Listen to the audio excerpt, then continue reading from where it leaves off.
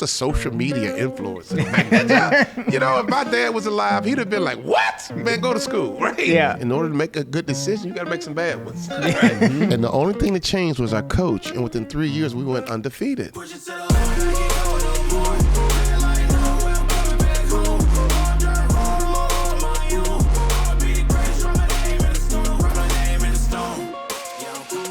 Well, welcome to the Athletes in Sports podcast. We have a very special guest, Walter Bond, on today. We're very grateful for having him here.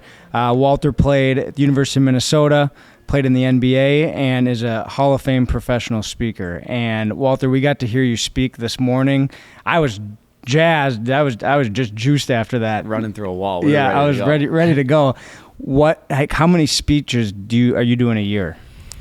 You know, the ebbs and flows, you know. For years, it should be about 80 to 100. Okay. And with travel, you know, globally, that's exhausting. And so what you do, you raise your fee. Mm-hmm. Right? And what happens, you cut your schedule back a little bit, and then before you know it, you make a little bit more money, even though you speak less, and then you get busy again. So we're pivoting now. We're starting to do our own conferences. We're starting to do a lot more coaching and consulting. So 100 is pretty aggressive. Even 80 is aggressive at this point. I've been doing this for 23 years.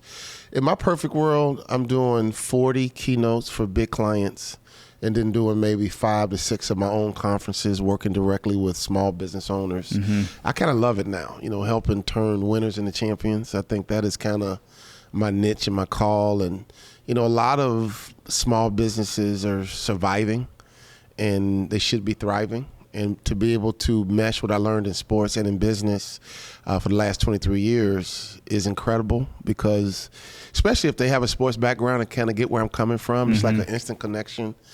And it's not that hard to compete and win if you really think about it. And I think that's true for sports, and I also think that's true for business. If you have a choice between being a winner, a loser, or a champion, let's go for the championship. Mm-hmm. That's my basic message. Yeah, well, we are so blessed to have you on the Athletes in Sports podcast, and we just want to provide some value to the current athletes and learn some life lessons on how sports has really provided the life lessons to you and how you take sports into what you do every day. So I'd just like to take a quick step back to like the early childhood. Who got you into sports, and like what sports were really your go-to? You know, I come from a sports family. You know, my aunts were all first team All-State in Tennessee. My dad's in the Hall of Fame at his college, Lane College. My uncle, I was named after, played Major League Baseball. My big sister won 2 national championships playing with a girl named Cheryl Miller at USC. And I'm the youngest, right? And so when I was growing up, you know, when you're the youngest, you know, it's conversations going on, and sometimes you're in them, sometimes you're not because you're the youngest. And I would overhear people saying, oh, that's the best athlete. And they were like, I am? And I'm looking at my uncle's painting in a Major League Baseball uniform. So I grew up in a family where sports was important, but my parents were teachers, right? So it was always that balance of education, sports. My parents were really into being student athletes, but no doubt about it, we love sports. Our family had a lot of success in sports, a bunch of college scholarships, pro athletes. And so when I think about me, I run everything through my sports computer first, and then I make it make sense. You know, that's just kind of how I'm wired, because at a young age, sports just grabbed me, and it's not let me go since, to be honest. Mm-hmm. What do you think grabbed you the most about sports? I was good at it. You know, I was naturally gifted in sports, and to be honest, just from day one. And my older brother, he's 2 years older, just naturally I was just better and bigger. And, you know, to play sports at a high level is a gift. That's why it breaks my heart when I see some of our parents being difficult, you know, at AAU tournaments, or yelling at referees, or harassing a coach for playing time. You know, if your child is good enough to be a Division I athlete or an Olympian or even Division II, I mean, to be able to play sports in college is a gift. We were Division III. That's why I'm bringing you into the conversation, because I knew that. Moorhead, right? Yep, Concordia Moorhead. Concordia Moorhead, hockey player. Let's go. But, you know, parents, if your kid has that gift, it's going to be obvious to everybody. Your kids, it's going to be obvious to your coaches. It's going to be obvious to the fans. I remember parents claiming I was too old. Like, this kid is not 12. So if your kid has the gift to play college sports at any level, it's going to be obvious. So if your kid doesn't have the gift to play college sports, that's going to be obvious. But sports, when I grew up, was about sportsmanship, learning how to be a good teammate. It wasn't about winning and losing per se, and it wasn't about me advancing and being the next LeBron. It was really about character development. And we've gotten away from that. Mm-hmm. And I think we need to get youth sports back to character development, because if you're acting a fool in the gym, you're making it okay for your son or daughter to have a bad attitude or to criticize the coach or to yell at the referees. And, I coached my son's 6th grade basketball team, and I wrote a letter of expectation of behavior to the parents for their kids and for the adults. Mm-hmm. And you could see some of the games, the adults struggle. And I get you rooting for your kid, and I get it, but you know what? It's life. If your kid had a bad game or didn't play as much as you thought they should have played, teach your kid how to build some character and bounce back, work hard. My parents didn't make excuses. They didn't bail me out. There's a lot of life lessons in sports, and if we don't have the right framework as parents, we're going to cripple our children from really learning what sports should be teaching them. Do you think was it harder to coach youth sports or to be a business coach in businesses? Youth sports was tough, because I found myself like laying in the bed, stressed out, overthinking stuff. And I'm like, wait, it's a 6th grade AAU basketball team, like, right. In the C division. Right. But, I love sports, and I wanted to teach the kids how to be better players. I wanted to win. And so coaching kids was stressful, to be honest with you. And a couple of times I felt myself getting on the refs, and I had to calm myself down. So I do get the tendency to get caught up and kind of overdoing it, but we can't forget we're mom and dad. We can't forget why we're really playing sports. Mm-hmm. But everything I learned about business, I learned through sports, and that's what I want to encourage parents. Let your kids experience sports. And don't protect them. Don't bail them out every single time. Mm-hmm. Well, he didn't play, so I'm going to switch teams. Like, you know what? I came off the bench in college. It was the best thing ever happened to me. I learned how to be a catalyst. I learned how to make things happen right away. I learned how to wait my turn. I learned how to be a contributor even though I wasn't the star. There's a lot of companies that need role players, right? And so if your son or daughter never becomes a role player, they'll never be good for a company, because unless they can be the star, they don't want to work here, right? And so a lot of employers are struggling with employees. And a lot of our children should be great employees based on what we learned about teamwork through youth sports. Mm-hmm. Yeah, you talk a lot about the majority of the population is that C student, is that average person, and being able to develop that. And even as like the youth athletes, you can take that same thing to the youth sports world and developing those youth athletes just to be better people and all of the life lessons that come through that. Working hard. That was my dad's lesson, just work hard. I remember freshman year here at the U, I didn't play a lick. And I called home, and he asked me a simple question. He said, son, you're not playing. Why not? And I said, politics, Dad. It's political. And my father was no nonsense. He was like, what? Political? How does your coach get paid? And I was like, well, he gets paid to win. He says, okay, son, if your coach gets paid to win, won't he play the players to give him the best chance to win? So my dad had the ability to ask the right questions to make you think. Mm-hmm. And he was like, son, if you can help that man win, you'll play. And it was just that simple, right? And sure enough, I started coming off the bench. I was considered the top 6 man in the country, and that helped us win. And it really taught me a valuable lesson about life. If you're on the team, you can be an impact player. Mm-hmm. If they give you a jersey, you can be an impact player. Because if you're not getting the playing time you want, but you start to be a cancer in the locker room and to the coach, you're not helping that goal to be a championship team. Well, being selfish, Max, is a battle we all have. Mm-hmm. I mean, if you really think about it, there's nobody that you think about more than yourself. Mm. You wake up in the morning, who are you thinking about? You. I need to get up. I'm hungry. I need to get something to drink. I better, So it's very easy to be selfish, right? And to be self-centered because we see our whole world through our own lens. But when you're on a team, you have to constantly remind yourself it's not about me. Mm-hmm. It's about the team. And I learned that lesson in college. You have to understand that I was a star growing up. I was the man growing up. So even sitting on the bench was new. Like sitting on the bench, and we weren't even good. We were losing. I was like, wait a minute, I'm sitting on the bench, 1. 2, it's not like I'm sitting on the bench of a winning team. I'm sitting on the bench for a losing team. We had a Big Ten record. We had lost 30 games in a row in the Big Ten, something crazy like that. But I was able to help turn the team around. And we went to the Sweet 16, we went to the Elite Eight, and I knew I was a major contributor. I knew I played a big role, and I knew that because of me being on a team, now we're a winner. And that opportunity was only forged forward because of my coaching from my parents. Say, look, dude, go help that man win and you'll play. And it's just that simple. So right now with the transfer portal in college, parents aren't saying that anymore. You don't like it? Okay, let's go. Yep. I just got here yesterday, Mom. You don't have that NIL deal? Like, we're going to go somewhere that we can get it. And parents, they mean well. And I'm not saying that transferring is bad. All I'm saying is that when your child faces adversity, it's good for them. And don't always be there to rescue them from their own adversity, because that's the only way you can build some muscle in life, that you have to be able to deal with some adversity, teach them how to fight through, teach them how to follow through. Now, in the rare occasion that transfer makes sense, I get it. Transfer. I transferred high school. It made sense. I was flunking out my first school. It was a top academic school. These were the smartest kids in Chicago. And I was getting my lunch handed to me in the classroom. I had like a 2.1, 2.2 at this top academic school. And my parents were like, this dude is drowning. And so they transferred me to another high school. I got myself together academically. They had a good basketball team, and it worked. And so transferring for me made sense because I was struggling academically. And if your kid is struggling academically, that makes sense. If the kid you don't think they're in a good situation for themselves, maybe that makes sense. But, my parents had good judgment. They knew when to keep me still. They knew when to move me, and there's no rule for that. And so parents have to have a good gut feel. But one thing you can't do is to bail your kid out just because they're facing adversity.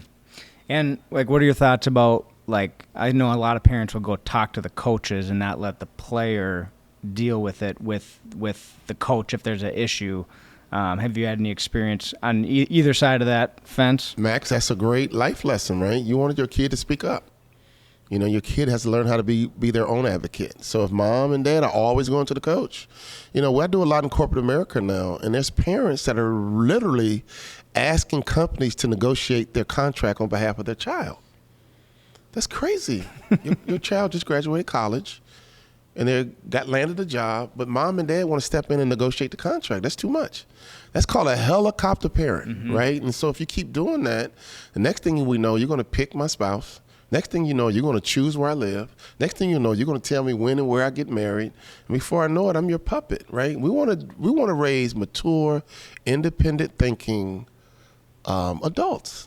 And mom and dad mean well, so I'm not being critical. And I know it can be tough because you want your kids to be successful, but I think the whole goal that we should have is to raise independent kids with integrity who make good decisions. In order to make a good decision, you got to make some bad ones. Right? But if mom and dad is always kind of telling you what to do, you never develop your own muscle. You never develop your own instincts. You never develop your own ability to be decisive.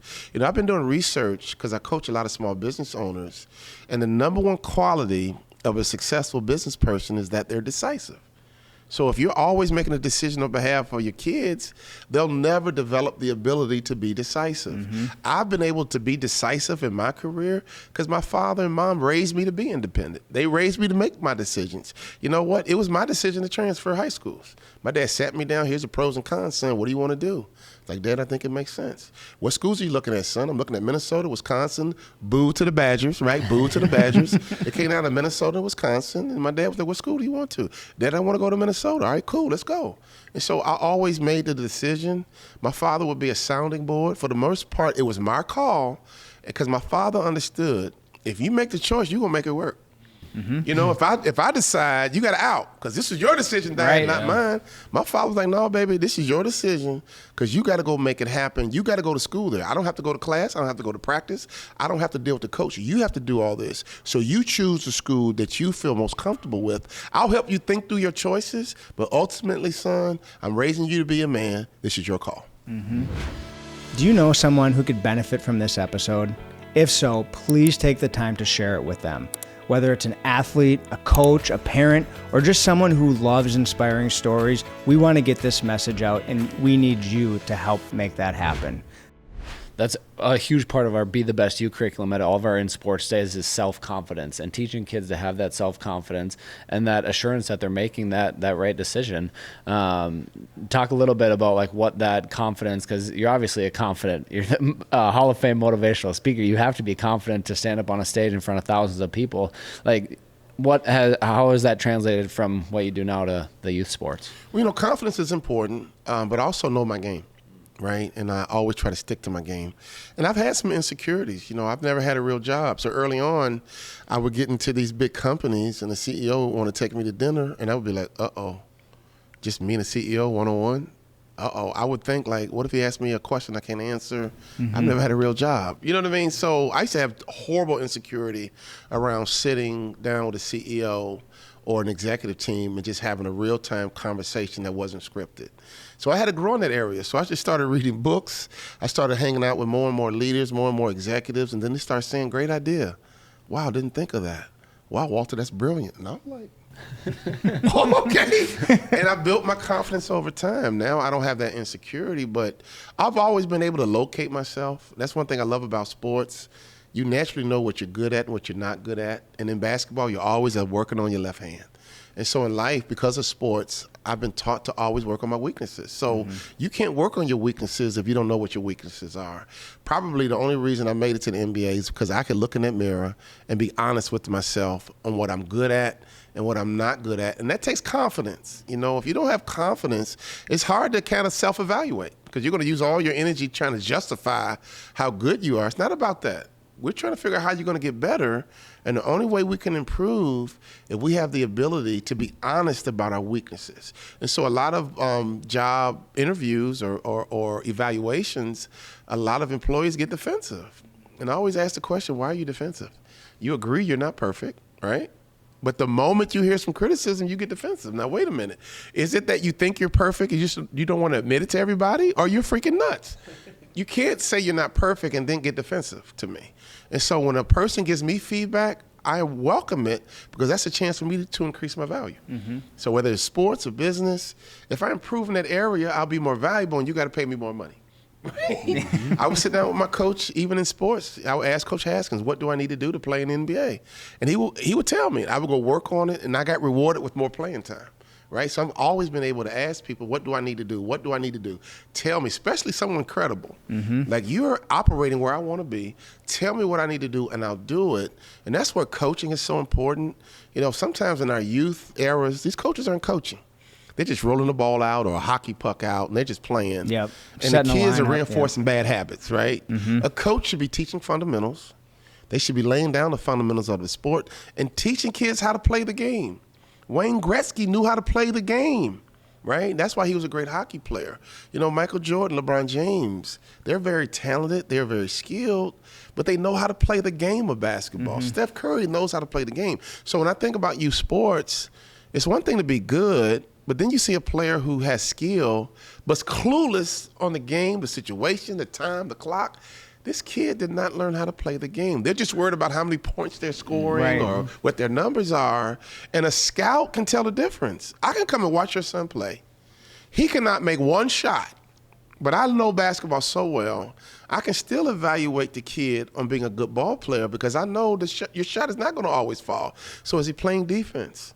Is he dropping his head? Is he losing confidence? Is he making his teammates better? Is he diving on the floor for loose balls? I don't care about the shot. I shot air balls. So a scout's not worried about if the shot go in or not because we know it can be fluid. But I'm trying to find out the other things you can do to help your team win way beyond just knocking down your jump shot. So a true expert in basketball, you can't fool me. You can go on and hit all your shots, but then I see like, oh, you're selfish. You didn't pass the ball. I could tell your teammates don't even like you. Like, oh, yuck. And you might have had 30 points. I'm like, no, thanks. I'll tell you a funny story. I was at the NBA showcase, and one of my former colleagues I played against, a guy named Gerald Mackins, was a scout for the Cleveland Cavaliers. And at the D-League showcase, he says, Walter, we're going to call up a point guard this weekend. And I was like, okay, so we're catching up, but I could tell he was watching the game. So this one point guard had a fast break. Now, we were taught point guards, now I'm not a point guard, but I know what they're taught. If a big man runs the floor, reward him. If the big man runs the floor, reward him with the layup. This young kid was on a short list. It was a fast break. It was 2-on-1, and the big man was running. I'm watching the whole thing unfold. I know he's going to pass it to the big guy. How about the point guard does a fake pass to the big guy and lays it up and ran back down the court like, I'm the man. He does not realize it to this day. Gerald Mackin scratched his name off the list because he did not reward the big man, which is a cardinal sin. The young man probably went to the hotel thinking, man, I had a great game today. I was killing it. He has no idea. He sabotaged a chance to go to the NBA because he violated a very important principle that we teach point guards at the NBA level. Gerald Mackins is a former NBA ball player. You can't fool him. So something that subtle probably ruined this kid's chance to get called up that weekend, and he probably didn't have any clue. So what I'm really getting to, at our young ages, coaches hear me, parents hear me, teach kids the game and how to play it the right way. And I'm telling you, scouts will appreciate that. And they'll see that kid and say, you know what, he didn't shoot the ball well tonight, but I like him. Right? Or he was on fire tonight, but you know what? He did some other things, or she did some other things, and I need that kid on my team. But if you never learn how to play the real game the right way, nobody will really want you at that higher level. Well, there's probably so many things off the court, too, that scouts are looking at. Like when they get introduced, are they looking you in the eye? Are they shaking your hand? Like what are there other off-the-court things that you think set people apart? Max, great question. At the University of Minnesota, I basically was in charge of recruiting. When a player came to campus, I was the host. I mean, we had Chris Webber in here. We had Vashawn Leonard in here. We had Rodney Rogers in here. I mean, Coach Haskins did a great job recruiting. We didn't land every player. We should have got Chris Webber, but he got paid $250,000. So that's on him. But when the kid left town, the coaches would sit me down and say, what did you think? Did you like the kid? Does the kid fit in? And so this kid came to town thinking he's just in charge of making a decision, but they didn't realize that coaches were asking us, did you like the kid? What do you think? Does he fit in? And every now and then I was like, Coach, that kid was crazy. We took him to a party. He got drunk. He started some fights. I don't know, Coach. And I'm going to be honest because I believe if someone asks you a question, tell them the truth. Other kids are like, oh, great kid, man. He was a great time, enjoyed him. He was fun. I think he's perfect for us. And so just because you're being recruited, don't be so selfish to realize that they're evaluating you, too, when you walk on campus. They want to know if you're really 6'3", right? They want to know, do you really weigh 215 pounds? Yeah. So a lot of coaches have the eyeball test because they might have seen you on film. You might be from a small town. So part of the recruiting process, you're checking out that university, but trust me, that university is checking you out as well. And I got a buddy of mine who has a son who's a tight end, and he was about to commit to the University of Miami until they saw him up close. And they thought he was too skinny to be a tight end. And then they looked at the mom body, and she was thin. And that Saturday night, he was supposed to commit. They held off the commitment. And Sunday morning, they said, Mr. Maryland, we got to change routes. They were like, why? Your son's hips are too narrow and his legs are too thin. We don't think he has a Big Ten body. We want our tight ends to come in 220. Your son is only 200 pounds. Now, he's an All-American tight end right now at SMU, but the coach is on a recruiting trip. Great kid. Yep. Looked at his body and looked at the mom, was like, ooh, too thin. Now, my buddy's 350 pounds. You can look at the dad, dude. right? If you look at the dad, trust me, dude, he's not going to have any. Now, he's a 240-pound tight end. Yep. All-American, and the university lost out because they had to make a judgment. They judged wrong. So coaches can be wrong, is my point. Yep. But the whole story and context is just because you're on a recruiting trip and you're checking out that university, trust me, these universities are checking you out as well. Well, that's something that we do at Innovative Office Solutions. When we have somebody coming in for an interview, that person at the front desk is the first person that's making, did they, greet themselves? Were they polite to me? How did they act just walking in the door? Because that's a huge thing. If we can put a smile on our customer's face, like that's a huge thing. But if you, in that interview process, you walk in and you're not that way, right, then it's immediate, probably not a good cultural fit. Yeah. A lot of people act right depending on who's around. Yeah. Right? I'm going to be jovial and polite because the boss is here. As soon as the boss leaves, they act different. It's like that whole substitute teacher growing up. You acted nice when the teacher was here, but when the sub shows up, you act a fool. If you're a nice kid, you're a nice kid. Doesn't matter who's the teacher, right? And so I think that's a brilliant strategy, because if the receptionist, who sometimes people perceive is not important, if you're disrespectful to the receptionist, that's a red flag that this person is just really a show and not really a genuine person. I'm going to give you a little tip. One of my clients in the service industry, in their interview, they test the person and they accidentally knock over their keys at the table on purpose to see if the kid being interviewed is going to reach down to help them. And they know this kid is a natural server or not. So it's a brilliant strategy. Just accidentally knock your keys on the table. And if that kid reaches for the keys to help, it's a winner. Yep. If the kid just looks there and, okay, pick up your keys, dude. This is a service-based industry, so you need people who are natural servers. And that's a subtle way, and I never thought of it, but it's brilliant, to determine if a person has the natural ability to serve. We kind of do the same thing on the golf course. So if we have somebody we want to hire, if we have a client or vendor, and you get to spend 4 hours with them on the golf course and see how they act when they have bad shots, good shots, if somebody else has a good shot, or just how that whole interaction goes, because you can find out a lot about somebody on the golf That's on the right. golf Like, course. do you celebrate others? Are you just so competitive that you want, all you care about is winning for you? Yep. That's brilliant, man. I'm not a good golfer, so I don't know what perception you'll get from me. But, whatever you need to do to get a feel for a person, because employers miss it all the time. They make bad hires all the time. And so we need to be smart and judicious about who we allow in our family. If you think about culture, you wouldn't let anybody come spend a night at your house. And I think the same thing should be true for your company. That's your work family. You shouldn't just let anybody come spend 8 hours at your house. And I think if employers did a better job of policing their culture and really being selective in who they allow in their culture, I think they'll have stronger cultures. Some companies are so desperate, all they want is a warm body and no felonies, and you're in, right? And unfortunately, you can ruin a department with one person.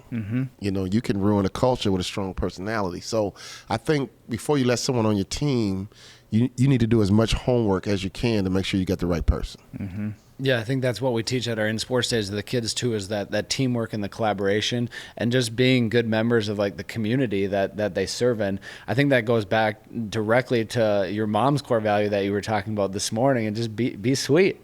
Talk a little bit about that and how that's... Yeah, my mom was a kindergarten teacher, and that was her big lesson. Just be sweet, get along with people. Just, babe, be sweet, get along with people. And when she taught it, I didn't think much of it until I became an adult, especially when basketball was over. I realized how powerful that is, just to be likable. When I teach a lot of professionals, you should be so good at work that you can get your kids a job. That boss should be able to say, man, if your kids are anything like you, I'll take them in a heartbeat. What happens sometimes, if your kids are anything like you, no way. Burn the resume. Yeah. Right? But, our behavior and how we approach life can help our kids. I had one client offer 2 of my kids jobs. Right? And so I think sometimes parents, we don't understand how much we can really do for our kids. But imagine that you're so connected, so well thought of, that because of you create opportunities for your kids. Now, they got to go and produce. They have to deliver. But you should be so impactful and such an influence that your kids benefit from who you are and the name that you built. But I'm going to tell you what really framed my career in life. The first team I ever played on was a Little League baseball team called the Eagles. And we didn't win one game the whole year. And we had canary yellow uniforms. And this is before political correctness. So my friends teased us. We were just horrible. And we had a coach named Mr. Carmichael. And I remember after practice, I was 8 years old, and I started getting frustrated. We didn't taste victory one time. And I would say, Mom, Mr. Carmichael smells funny. And she could say, what? Mr. Carmichael smells funny. Now, I didn't know what an alcoholic smelled like. But he was an alcoholic. And I remember we had a horrible culture. We were losing. And Mr. Carmichael smelled funny. I think the Little League Baseball Association realized that Mr. Carmichael smelled funny. And they got us a new coach. A new coach come in, Mr. Flag. And he taught us how to steal bases. He taught us how to run the bases. He taught us how to hit the cutoff man, how to choke up with 2 strikes. And the only thing that changed was our coach. And within 3 years, we went undefeated. Wow. So at a young age, before I was 12, I realized that I hate losing, right? And two, the coach can make the difference. I mean, not one player changed, but our leader changed, and he changed the culture, and he turned a horrible team into a championship team. We went from being winless to undefeated in about a 2-3 year span. And so before I was 12, I really understood sports probably at a higher level than a 12-year-old should. But based on my purpose, I think that's why God allowed me to have that experience, because I love to win, but I also understand how important coaching is to make sure that you build the right culture so that your team can win.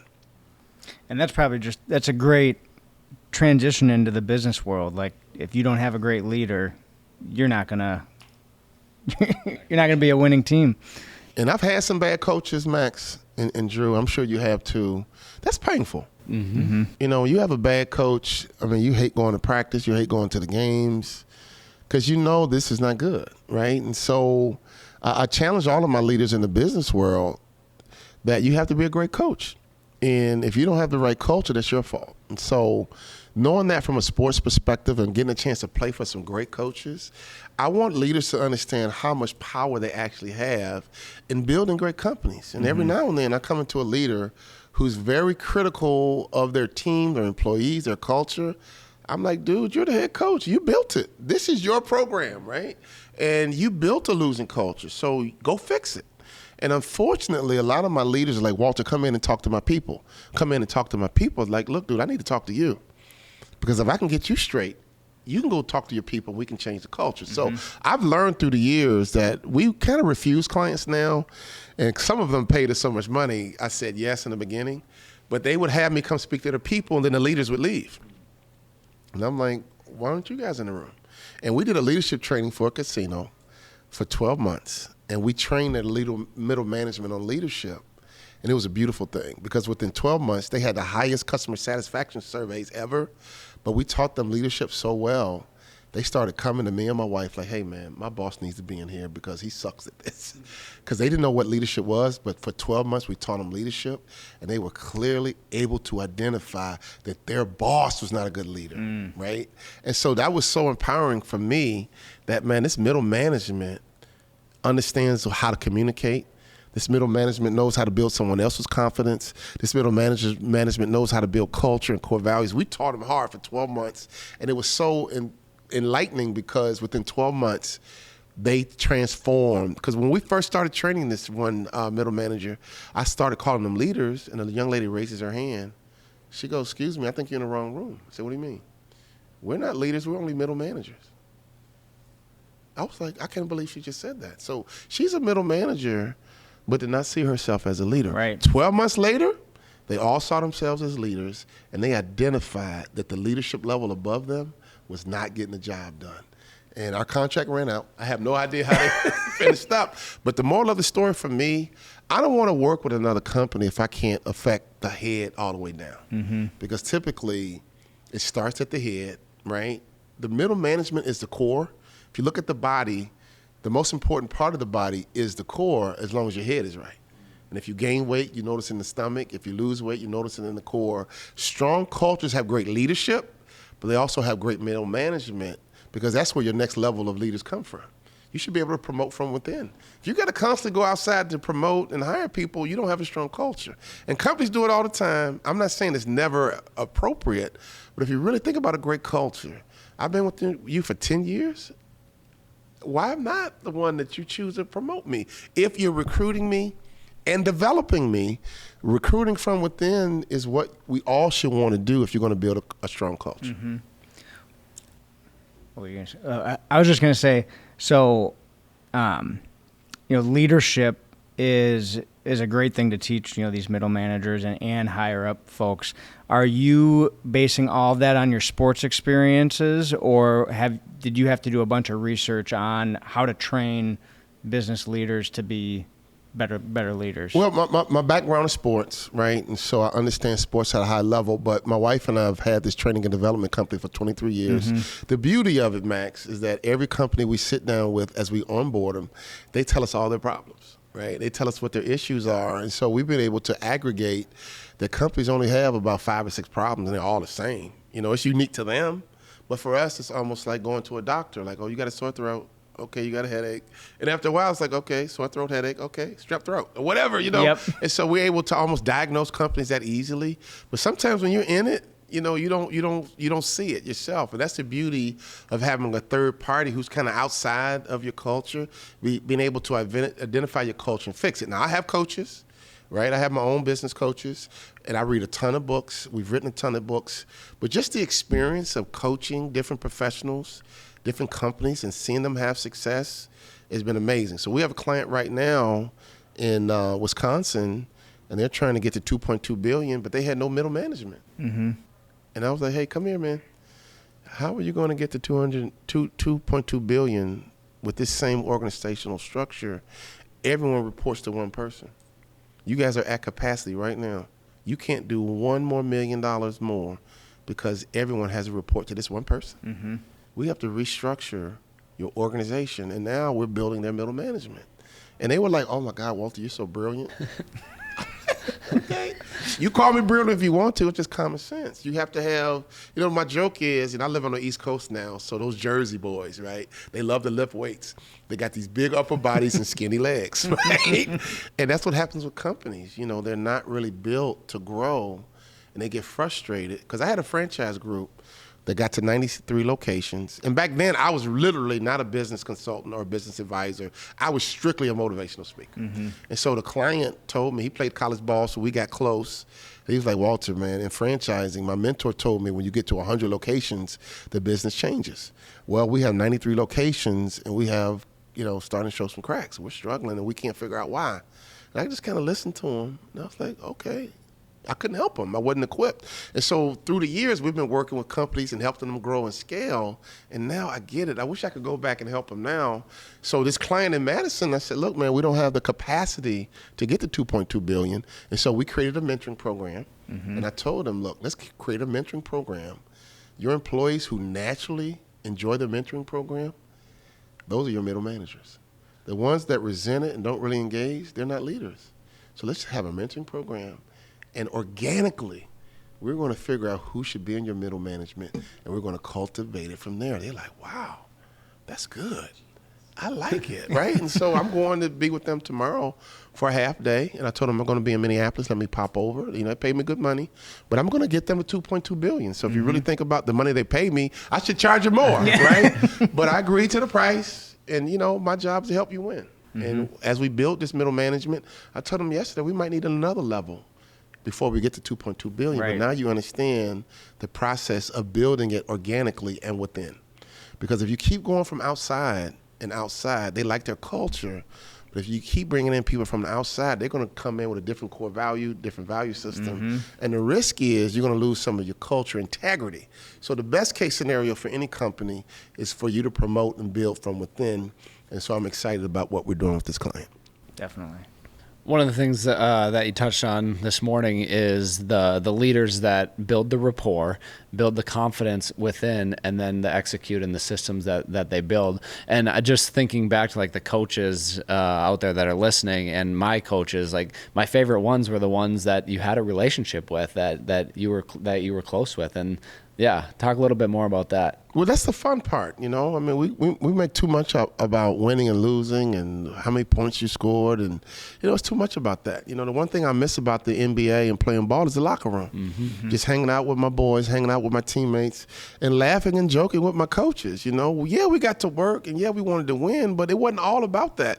Jerry Sloan was hilarious. I love hanging out with Jerry Sloan. He loved me because I was like the class clown. I was a court jester. I made him laugh all the time. He just loved me because I made him laugh. So we had fun, as people just traveling and hanging out on buses. And it wasn't all about the game. It wasn't all about winning and losing. And so sometimes we just make it too serious. I think if I'm a coach, I'm going to get to know each one of these kids.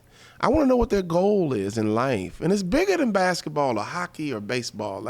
Because 9 times out of 10, you guys aren't going to play anywhere past high school anyway. Right. Only 2% of high school kids get scholarships. And I'm talking about all levels, like Division II, Division I, Division III. Only 2% of high school athletes go to college and play sports. That's a very small demographic, which means 98% of the people who play youth sports are going to go to college and be a regular freaking student. When high school's over and you go to your prom, it's over. It's done. And so if that's the case, why are we putting so much energy and focus into playing time and the coach and the referees? Like, no. If they got the gift and they're in that 2%, it's going to be obvious to everybody. So if I'm a coach, I want to know each kid.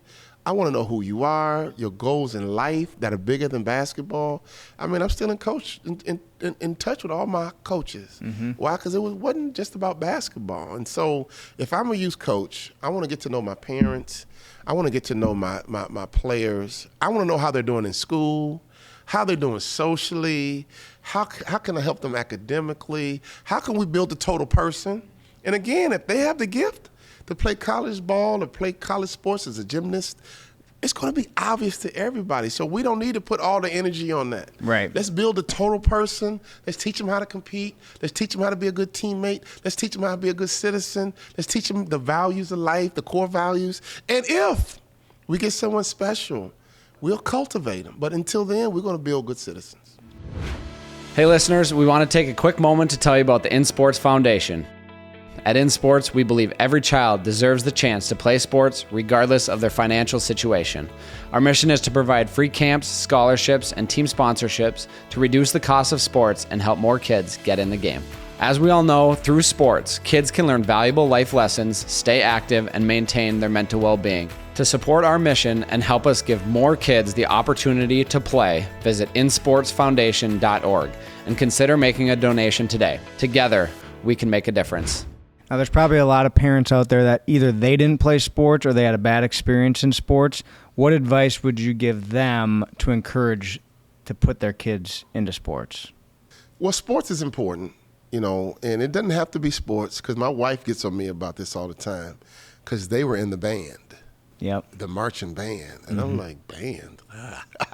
But my wife believes that everything I learned from sports, they learned being in the marching band. Now, I can't deny that, because it's teamwork, it's precision, it's practice. They were in competitions. Carrying around these heavy instruments. And you have to play your instrument well, right? Whether it's the drums, percussion. So, I'm a sports guy, right? So I'm biased towards sports, but I think as long as you get your kids active in something they enjoy, that they can develop in, that they have passion around, those are teachable moments. I run everything through my basketball, baseball, and football computer.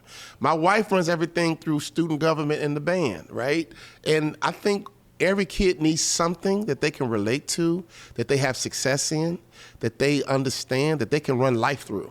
Because now you're starting to get some traction on what success means, on what hard work means, how to win, how to lose, how to get better, how to deal with defeat. I mean, that's a part of life, right? And so if we take that away from our kids, we got to give them something, that they can engage, that they drive.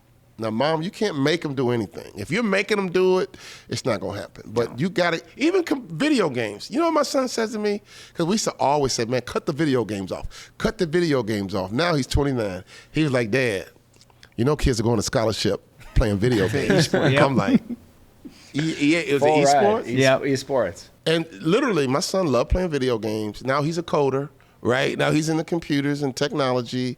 I'm like, oh, shoot, I might have blown that one. But in my era, the parenting was like, stop playing those video games all day. It's a waste of time. Honestly, playing basketball wasn't a waste of time for me. It took me 15 years to become, but I had to give. My son is gifted with computers. And so if I could change anything, I probably would have been more supportive of his love of technology instead of being that old school parent. Cut the video games off, or I'm going to take it out your room. And I know the technology right now with AI and everything's coming.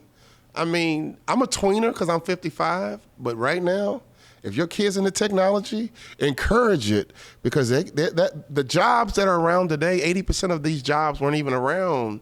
What's a social media influencer? If my dad was alive, he'd have been like, what? Man, go to school, right? Yeah. But the jobs that are around today because of technology weren't around 30 years ago. So I think for parents, we have to embrace technology and allow our kids to get fully engaged in technology, because that's the future. And we need to know, our kids aren't going to go inside the banks anymore. I was with JP Morgan yesterday and all their leaders, and we talked about it. Like, you know what? My kids will never step foot in the bank. They're going to do all their banking from a phone. That's technology. right? So we need some cybersecurity specialists. We need some coders. We need a bunch of people who know technology because that's where the world is headed. And so encourage your kids. Just because they're in the video games, let's not misinterpret that. That means they have a concentration with technology, and that could be something they can cultivate because they might not be a good basketball player. They might not be a good baseball player, but they might be an expert on video games, which means they're an expert with technology and computers. My biggest mistake is probably, not understanding I could have cultivated that more with my own son. Now, what about, if you are on your on video games on your phone all the time, if you're not playing sports, what things are kids doing then to stay physically active, especially if they're not getting it at school? Because that's a huge important piece of just living is staying active. Well, I want to sit down with every superintendent, and I want to sit down with every high school principal and teacher. Man, as a boy, I lived for recess, gym, and lunch. I lived for it. Those 15 minutes of recess, man, we go out there and play one game. And, man, it was the best, man. You blew off some steam, you got a little sweaty, and then you went back to school. So, boys need that. Boys need to be physical. Boys need to sweat. Boys love to go outside and compete. We're different than girls. And so I know education's doing the best they can, but, man, we got to I'm talking about boys in particular. Boys need activity. We need to be engaged. We need to run. We need to sweat because that's how males are wired and that's how we're built. So whatever we can do to get our kids out sweating and running, and I'm not against girls, obviously. My sister played college ball, so don't jump on me. I'm not being feminist, right? My aunts were first team All-State. So I think that people need to get out and break a sweat because America's getting obese. That's something else we got to talk about. Nutrition. We're teaching our kids a healthy diet. Being in Chicago, unfortunately, one thing I learned about poverty, the cheap food is the worst food for you. And so most people that I grew up with can't even afford to be healthy. It's too expensive to go and buy a bunch of fruit and vegetables when you can go buy a hot dog and some potato chips and that's lunch and that's dinner because it's very affordable. So I think that we got to figure out a way to get our kids active. Hell, if it's just going outside playing kickball, right? That's cheap. It can just go play tag. We have free games in Chicago where you can run around, break a sweat, and compete. Hell, chip in and go buy a football or a basketball, go to the park. So breaking a sweat, getting off the couch, being active, I think is very important. Of kids of all ages. Mom and dad, the worst thing you can do is retire and go sit on the couch. Right. You're asking for arthritis. You're asking for dementia. You're asking for your body to shut down because we were built by God to be active, to be engaged. And if you see anyone who just retires and does nothing at any age, their muscles are going to atrophy. Their brain's going to atrophy. I just lost 55 pounds. And I'll tell you what, I got a personal trainer, and I hate his guts. And you're supposed to have a love-hate with your coach, in my mind. So losing 60 pounds for me, I travel a lot. I go to all these expensive wine dinners and big steaks. And I'm like, look, dude, I'm 55. My metabolism is different. I'm no longer an athlete. I'm a steak-leet. I'm a pizza-leet. I'm a burger-leet. And let me get this under control because if I don't, I'm going to get into my 60s with high blood pressure, high cholesterol. And so I'm encouraging kids of all ages to be active. I love that. What about for the parents that don't think it's safe for their kids to be outside playing? The neighborhoods, growing up, there was kids running around everywhere. The park was filled all the time. Now, it's vacant. What are the kids doing? They should be outside playing, but is it a safe environment for them to do that in? Well, this 24-hour news cycle is dangerous, right? Because when you have a 24-hour news cycle, you have to fill it with content. And what news cycles do, they fill it with negative content, right? So you hear about every murder, every rape, every child abduction, every fire. If you can't find one locally, they'll report on one in Colorado. And there was a tsunami just hit Thailand. Like, what? So they'll go and find some negative energy somewhere. But let's be honest. There's nothing new under the sun. People were getting raped and murdered and killed when I grew up. We just didn't have a 24-hour news cycle. So unfortunately, parents are afraid. It's a fear thing, and I get it because I have kids, and now if you don't hear from your kid in 30 minutes, they're on Amber Alert. Right. Like, Mom, I was at school. My phone lost power. Like, oh, I'm so worried. But, the reality is that we got to figure out a way for kids to have autonomy, to be free. My brother and I and sister, we used to walk to school. It was about a mile in Chicago through some neighborhoods. And I think about it like, whoa, we would never let our kids do that today. But in hindsight, my kids, my mom and dad would say, go out and play, be back when the streetlights come on. As long as you were back when the streetlights came on, there was no questions asked.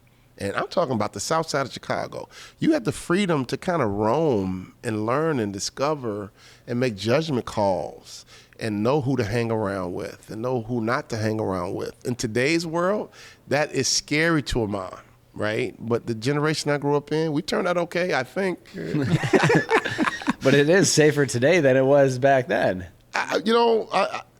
Again, with the cell phones and 24-hour news cycle, this negative energy is in our face all the time. And if something happened to your child, you're going to feel horrible. So it's really a fear-based thing. But, to the best of our ability, we need to get our kids some freedom, some autonomy. I was watching the news one night. Some parents got charged with child abuse because they let their kids walk home from school.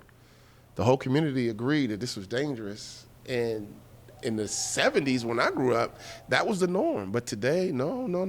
Wow. How would you let your kid walk home from school? You know how dangerous that is? And this couple got charged, I don't know if they got convicted, with child abuse for allowing their kids to walk home from school. So this is a different world we live in. And there are some weirdos out here. So I don't want to deny that. But I do think it's a little overstated because of the 24-hour news cycle and our phones. We're constantly getting this negative energy in our faces. And bottom line, let's keep our kids safe, obviously, but let's let them be free a little bit and just roam a little bit more. Because we would go out and play sports. There was no parents there. You had to pick your teams. You had to keep score. You had to settle disputes. You were learning how to negotiate. You were learning how to reason. You were learning how to influence. And I never forget, we lived out here in Medina, and I built a sport court. And my daughter says, Dad, my friends are coming over to play volleyball. So my job was, my son always wanted to go out there and play basketball. Let me go put up the volleyball net. So as a dad from Chicago, my daughter says, my friends are coming over to play volleyball. I put the net up and I went back inside and chilled. And my daughter comes back in. She says, Dad, my friends are here. I was like, I put up the net. She was like, can you come help us play volleyball? Really? But I realized at 13, she had never been able to facilitate her own game. Everything had been facilitated by some adult. Even play dates are facilitated by adults. We didn't have play dates growing up. You just went to your friend's house, rang the doorbell. Yep. And mom said either they can come out or they couldn't. Okay, it wasn't no play dates. When I first heard about play dates, I was like, what is that? But it's facilitated by adults. So unfortunately, the world we live in now, we're robbing our children of the ability to kind of be advanced in their own development. If you go back to the 30s and 40s, girls were getting married at 14, 15. Married at 14, 15. Nowadays, mom and dad, oh no, you can't even go outside and play at 14. You know what I mean? And so It's changed. It's just a different world we live in. And I maybe it's better. I don't know. I really don't know, but I don't know if we're developing a more mature kid. To be honest with you, are we developing a smarter kid with all this information? Are we really developing wiser kids? I challenge if we are. Well, kind of goes back to that decision making that you talked about before. Like if your kids can't make a decision on their own, it's going to be really hard for them to do that as an adult. Yeah, and that's a part of, again, I'm a city kid, and so maybe that's different. But I do think that we need to cultivate our children's ability to have good judgment, make good decisions, because at some point they're going to leave the house.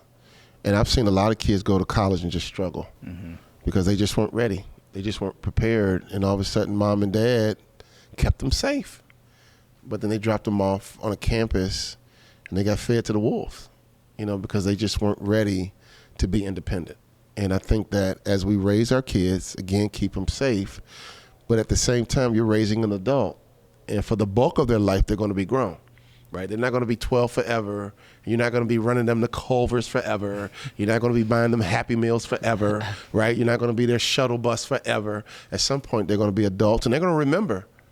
They're going to remember how they were raised. They're going to remember the experiences. And I think to the best of our ability, that we need to raise children with the mindset that for the bulk of their lives, that human being right there is going to be grown. And I need to cultivate them and condition them to be a very responsible, mature citizen who contributes positively to our society. Well, that's huge, and that's just really inspirational. Just as young parents, like to our kids, as we need to let them fail. And we've got a lot of kids between the two of them. Well, and let me tell you something. There's a difference between mom and dad. Mom is going to be a little bit more cautious, typically, not always. Sometimes mom is a tough one, and dad is normally, not always, the one that kind of pushes. When the kid falls down, mom's ready to run, and the dad should be like, no, he's good. He's good. Or vice versa, But again, we can't always rescue our children. And I know that's easier said than done. I'm sure my wife accuses me of being the helicopter myself, but I do know we need to raise independent thinking, mature adults, and it needs to start now. You can't wait until they're 18. It's too late. You got to start allowing your kids to make decisions and deal with the consequences throughout life so they understand how to be accountable. Every decision that I made, for the most part, I thought it was my choice. My father was a very influential guy, but he always taught the pro and the con. Look at the pro and the cons and make a good decision, son. Look at the pros and the cons, make a good decision. And for the most part, I made my calls. And when you make your own decision, you make it work. But it's your decision, you gonna make it work. And that's something I believe in, that if we teach children as they mature to make their own decision, they'll be more inclined to make it work. There was one other, we were talking earlier about the locker room, and I was thinking how at the University of Minnesota, you said your freshman year, team wasn't very good, but then you made it to the Elite Eight. I'm not sure what year, but what flipped in the locker room to make that change where you became a winning team? Well, it was vision. Clem Haskins, I'll never forget, Wisconsin recruited me the hardest, to be honest. And it kind of turned me off because I felt like they were begging me to go to Wisconsin. Coach Haskins was different. He said, look, son, I'm the new coach at the University of Minnesota. You're going to be a part of my first recruiting class. I'm building a top 25 program. I'd love for you to be a part of it, but I'm building a top 25 program. So his confidence in building a top 25 program was attractive to me. And he was like, look, I want you to be a part of it, but whether you come or not, I'm building a top 25 program. And so that was his whole goal. And he would tell us every day, one day we're going to be a top 25 program. One day we're going to be a top 25 program. We kept lifting, we kept running, we kept getting blown out. We kept lifting, we kept running, we kept getting blown out, to the point we were like, man, this dude's crazy, man. He keeps saying that we're going to be a top 25 program. And to your point, Max and Drew, what happened, the University of Illinois came in. They were number one in the country. And in the first half, we were up by like 12 at halftime. They're the number one team in the country. And we were looking at each other like, it's happening, isn't it? And the second half, and we didn't relent, and we ended up beating the number one team in the country, I want to say by like 15 points. And that's the moment we all looked at each other and said, man, this dude's not crazy. It was a method to this man's madness, because practice was hard. Practice was tough. He was a driver, and they still have not filled his shoes at the University of Minnesota yet. I hope Ben Johnson is, he had a better team this year, and I think he's on the verge of it. But he told us he was going to build a top 25 program. He pushed us, and he pushed us, and he pushed us. And we beat Illinois. We never looked back. And after our team, he built the Bobby Jackson team that went to the Final Four. And so he built it. But it was a vision of what he wanted to create. And he worked this, man. If you played for him for 4 years, you left a man. No doubt about it, man. There was 4 years where we got pushed. We got driven hard, and he turned boys into men. And I give him the credit for that. But it started with the vision of the coach, and he built a program. He wasn't just trying to win. He built a program that was starting to sustain itself. I mean, he got every kid in Minnesota he wanted. It's not happening right now. But if Clem Haskins never would have left the University of Minnesota the way he did, he was getting every kid in Minnesota. I mean, these kids were watching Gopher basketball when they were 9, 10, 11. Of course they want to play for the Gophers because we were good, we were winning. He was producing NBA players. I had 7 teammates play with me, play in the NBA on one team, 4 years. We need to get that back. But the only way you can do that, you have to build a program with a culture, and you must become a training and development organization at your core. I know we're running out of time, but we didn't even really touch on your NBA season. What if you could give us like one nugget, one thing you learned from being an NBA player, what would you say that would be? Well, the biggest thing I appreciate about the NBA was the people. The NBA player is different. Mm-hmm. I mean, just different, whether it's physical, whether it's mental, whether it was just mindset. And I tell stories all the time, like when I was around some special guys that just had huge hands or just incredible vertical leaps. Like, dude, how do you jump? You know what I mean? Just like, dude, I've never seen somebody jump so high. And so John Stockton, I tell the story, John Stockton would go to a chiropractor 4 times a day. He was obsessed with his chiropractor, but he played 19, 20 years in the NBA, and he never lost a step. He swore by his chiropractor, a guy named Craig Bueller. And me, I was young. I didn't really get it. Craig Bueller was like, hey, Bond, Stockton paid for it. Let me adjust you. And I was like, I'm good. That was my response. I'm good. I'm good, man. I'm good. Karl Malone lifted weights every single day. I mean, every day. He lifted every day. Had the greatest body of all time. Hey, young fella, come lift. I'm good. I'm good. So I was around greatness, but I really didn't get it until I left. And so the one thing I learned through the NBA, man, there's a league full of incredible athletes, intelligent geniuses of the sport. And I knew guys that weren't even good students, but they were geniuses in basketball. So intelligence can be measured a bunch of different ways. There's no such thing as a dumb athlete. You go right over here to the Vikings. They have a playbook that thick. And that defensive tackle, that offensive tackle knows that playbook like the back of their hand. And they just know everything because they are geniuses for football, geniuses for basketball. So in America, you only get respect from your GPA. Right, so we only really respect and measure academic intelligence. When I've learned that there's all kind of intelligence, there's emotional intelligence, there's social intelligence. I've met people to 4.5 but can't even make a friend. Right. Right, you can't even diffuse a situation. Like you didn't even perceive the guy behind you has a gun. You didn't see the fight about to break out. So you can be academically intelligent and dumb everywhere else. So intelligence can be measured differently. But the NBA, man, are just full of incredible. Mark Eaton, 7'4". I mean, I had a teammate, 7'4", legit, was the nicest guy in the world, big heart. And so the only thing I really miss about pro ball is being around my unique teammates that were very different. And so when you get to that level, I don't expect you to be normal, right? And so when I'm around multimillionaires and very successful people, I already know they're a little different. Right. I'm not even expecting you to be normal. And I hear people all the time, well, I met so-and-so and she was arrogant. Hey, wait a minute. This young lady's operating at a whole nother level that you don't understand. And you might call her arrogant. She's just convinced. If you're convinced you're the best in the world at what you do, you're not arrogant. You're just telling the truth. Yep. Is Michael Jordan arrogant if he says, I'm the best basketball player ever? Is Jay-Z arrogant if he says, I'm the best rapper ever? Is I don't know, country music. Give me somebody from country music. Give me somebody. Morgan Wallen.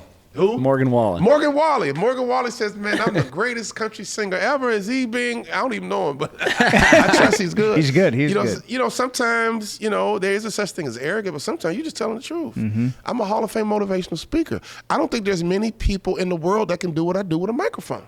I'm not being arrogant. I'm just telling you the truth. I have a gift. I worked on a gift. I cultivated the gift. I'm not being arrogant. I'm a Hall of Fame motivational speaker. There's only 200 alive. So am I being arrogant or I'm just telling the truth? I think we need to be confident in ourselves. I think we need to be confident in our ability. I think we shouldn't be arrogant because when you're arrogant, you're not going to try and get better.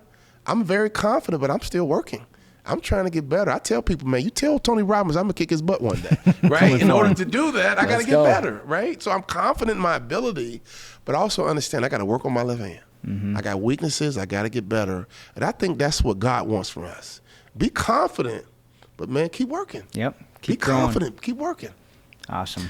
Well, before we wrap up, we do a thing at the In Sports Foundation and this Athletes in Sports podcast called the Play It Forward campaign, where we are going to donate to a charity of your choice and to collaborate with you in order to keep youth sports growing, thriving, and would just love for you to be a part of that Play It Forward campaign to help grow kids in our community. And just want to thank you again for being a part of it, if you're up for it. Yeah, absolutely. And I love what you're doing. And, growing up in Chicago, I didn't even tell you guys this. A lot of my friends would hang out at our houses a lot. And my mom and dad would pay their Little League baseball fees and would pay for them and we would go to the park. And my mom and dad would give me $5 and all my friends $5. So my parents were those people growing up, and I didn't really track what was going on, but all the kids in the neighborhood loved to hang out at our house.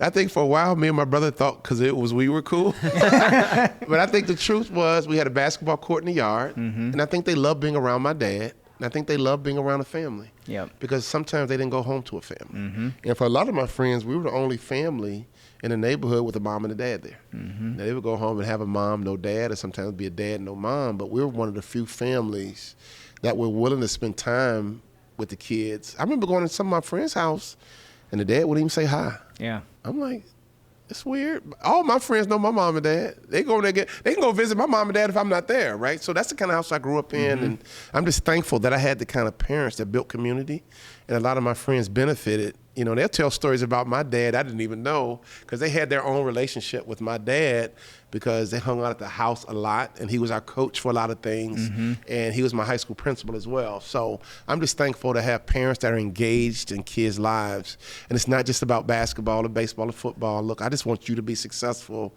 and if we're going to use football or hockey or whatever, this is just a platform that we're going to use to make you a better person so that you can be successful. Awesome. So, yeah, give some money away to a charity. Let's go.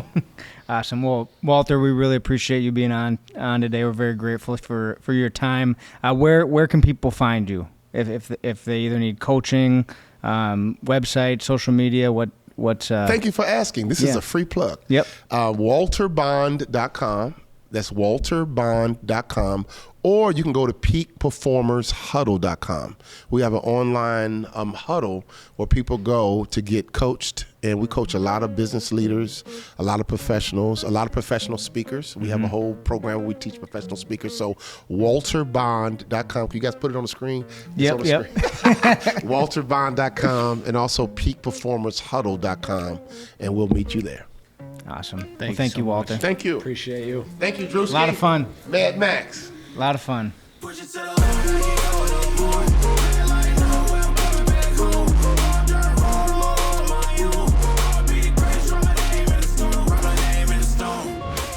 Thank you for tuning in to the Athletes in Sports podcast. If you enjoyed this episode, please take the time to follow, subscribe, like on all the channels.